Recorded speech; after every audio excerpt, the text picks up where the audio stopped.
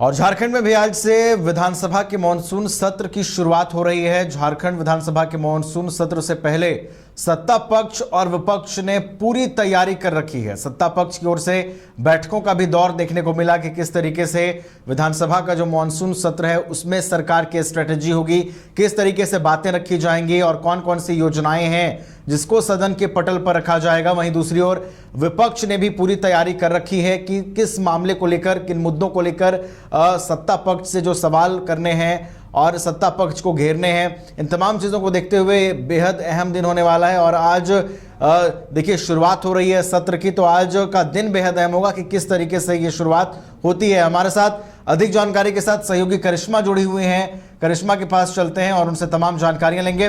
करिश्मा, विधानसभा के मॉनसून सत्र की आज से शुरुआत हो रही है और करिश्मा, आपने देखा कि सत्र से पहले बैठकों का दौर दिखा, चाहे वो आप सत्ता पक्ष को देखें या विपक्ष को देखें, रणनीति बनी है करिश्मा की किस तरीके से रूपरेखा होगी सत्र की और कहां अगर सवाल किया जाता है तो कैसे चीजों को फेस करना है। इन तमाम चीजों को लेकर आज हंगामा दिख सकता है।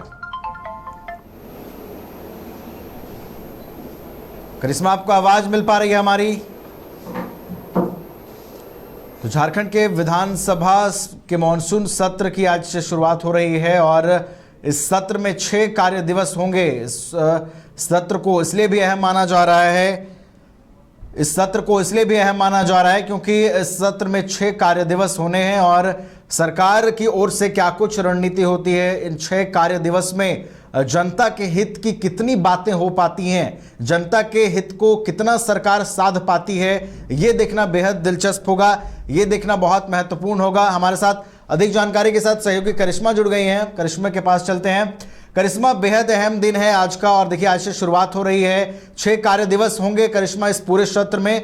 और देखिए दोनों ओर से रणनीतियां भी बनाई गई है। सत्ता पक्ष ने जहां बैठक करके रणनीति बनाई है तो विपक्ष भी पूरी तैयारी करके आई है कि किस तरीके से सत्ता पक्ष को घेरना है। जी नवीन, झारखंड विधानसभा का मॉनसून सत्र आज से शुरू हो गया है। आज अशोक प्रस्ताव के बाद ये जो सत्र है वो खत्म हो जाएगा, लेकिन 29 तारीख से जो सत्र है वो सुचारू रूप से चलेगा। लेकिन देखिए यहाँ पर पक्ष और विपक्ष आमने सामने होंगे क्योंकि 29 तारीख को अनुपूरक बजट सरकार पेश करेगी वित्तीय वर्ष का। और ऐसे में देखिए अगर हम बीजेपी की बात करेंगे तो बीजेपी की ओर से कल ही विधायक दल की बैठक रखी गई थी। तमाम रणनीतियों पर चर्चा की गई कि आखिर इस बार बीजेपी के तमाम विधायक किन किन मुद्दों को सरकार को घेरेंगे। देखिए बीजेपी की ओर से लगातार ये कहा जा रहा था कि बांग्लादेशी घुसपैठियों के साथ साथ कई ऐसे मुद्दे हैं जिसको लेकर इस बार फिर से भारतीय जनता पार्टी के तमाम जो विधायक है वो तख्ती लिए जरूर सीढ़ियों पर दिखेंगे, क्योंकि हर बार ऐसा देखने को मिलता है कि जब भी सत्र की शुरुआत होती है भारतीय जनता पार्टी सरकार को कई मुद्दों को लेकर घेरने से पीछे नहीं हटती और इस बार बीजेपी के पास कई मुद्दे हैं। तो वहीं दूसरी ओर अगर हम बात करेंगे कांग्रेस या फिर झारखंड मुक्ति मोर्चा या फिर आरजेडी की, तो उनका स्पष्ट रूप से कहना है कि बीजेपी की ओर से जितने भी सवाल उठाए जाएंगे उसका जवाब हम लोग देंगे, क्योंकि इस बार बीजेपी की ओर से लगातार ये कहा जा रहा है कि बीजेपी के पास कई मुद्दे हैं और इस बार वो राज्य सरकार को घेरने से पीछे नहीं हटेगी। देखिए रोजगार का भी मुद्दा है, बांग्लादेशी घुसपैठियों का भी मुद्दा है, इसके साथ ही घोषणा पत्र यानी कि राज्य की सत्ता में आने से पहले हेमंत सोरेन ने जो कुछ भी वादा किया था उस वादे को विपरीत यहाँ पर काम कर रही है, यानी कि वो वादे पूरे नहीं हुए हैं, ऐसा बीजेपी का आरोप है। तो हंगामेदार सदन जो है वो इस बार रहने वाला है। 29 जुलाई से ये सत्र जो है वो चलेगा, क्योंकि आज शोक प्रस्ताव के बाद ये सत्र खत्म हो जाएगा। लेकिन आज भी देखने को मिलेगा कि आखिर बीजेपी की ओर से क्या कुछ किए जाएंगे, क्योंकि ऐसा होता है कि जब सत्र खत्म होता है उसके बाद बीजेपी के कई जो विधायक है वो रणनीति पर जरूर चर्चा करते हैं मीडिया के सामने। तो आज तमाम विधायकों से हम बातचीत करने की कोशिश करेंगे नवीन और उनसे जानेंगे कि आखिर इस बार बीजेपी किन किन मुद्दों को से सरकार को घेरेगी। देखिए कल आपने देखा होगा कि सभी राजनीतिक दलों की ओर से जो बैठक है विधायक दल की वो रखी गई थी और ये माना जा रहा था कि कांग्रेस की विधायक दल की बैठक भी होगी, लेकिन कांग्रेस के आला कमान ने कांग्रेस के कोटे के जो मंत्री है उन्हें दिल्ली बुलाया गया और उनसे बातचीत जो है वो वहाँ पर की गई थी, क्योंकि विधायक दल के नेता को लेकर कई कयास लगाए जा रहे थे।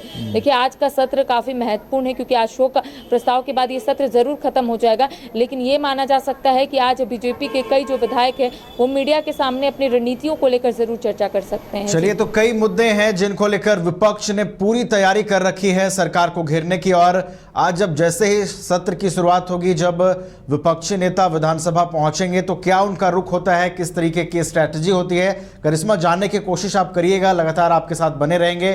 फिलहाल बहुत बहुत धन्यवाद हमारे साथ जुड़ने के लिए और तमाम अपडेट्स देने के लिए। तो झारखंड के विधानसभा के मॉनसून सत्र की आज से शुरुआत हो रही है। आपको बता दें कि इस सत्र में 6 कार्य दिवस होने हैं और 29 जुलाई से, जैसा कि हमारी सहयोगी ने बताया, 29 जुलाई से सत्र जो है वो सुचारू रूप से चलेगा।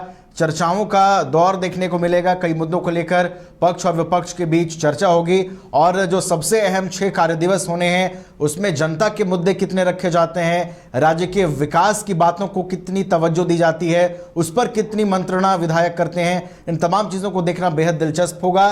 तो झारखंड विधानसभा का ये मॉनसून सत्र जो है वो आज से आहूत हो गया है और इसमें 6 कार्य दिवस होने के बाद ये देखना दिलचस्प होगा कि सरकार जनता के मुद्दों को कितना साध पाती है। कमाल करते हो जी, बच्चे घूमने की इतनी जिद कर रहे हैं और तुम हो कि तुम्हें फुर्सत ही नहीं मिल रही। अब इतनी गर्मी में जाए तो जाए कहाँ?